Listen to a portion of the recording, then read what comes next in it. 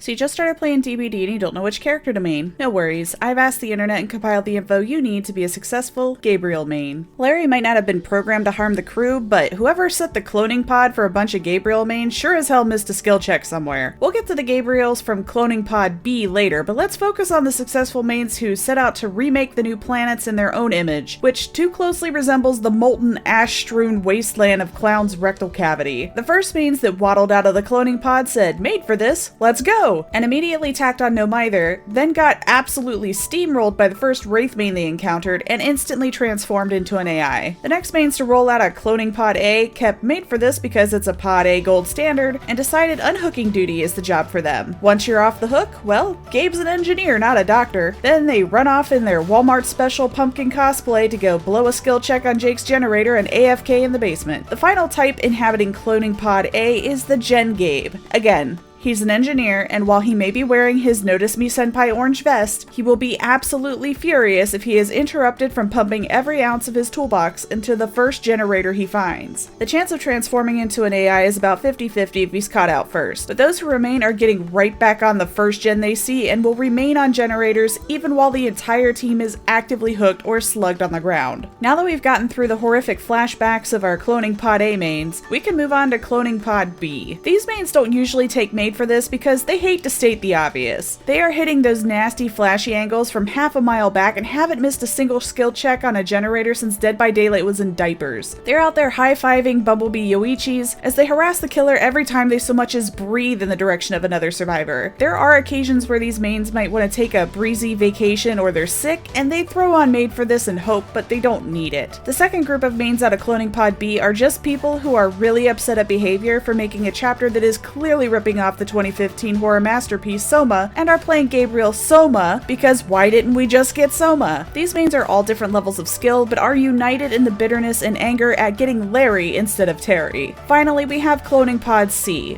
These mains are a mix between those who couldn't get his intro video out of their head and the "it wasn't programmed to harm the crew" just became subliminal messaging, and Leon mains who have evolved but just barely. Bless their hearts, they mean well, but they couldn't dump water out of a shoe without reading the instructions on the heel. You would find it hard to hit a skill check too if your brain power was the equivalent of AOL dial-up internet. These sweet mains are almost always injured and genuinely confused why people aren't throwing themselves at them like they did with Leon. They will absolutely do everything in their power to unhook you, but thanks to the bright orange come hither vest, they will be drawing the killer to them like a dense rock caught in a black hole. You can generally tell if you stumbled upon a cloning pod C main if you find them hiding on the outskirts of the map like they aren't dressed for a traffic cone LARP, or if they're just uncomfortably thirsty around any other Gabriels. Gabriel.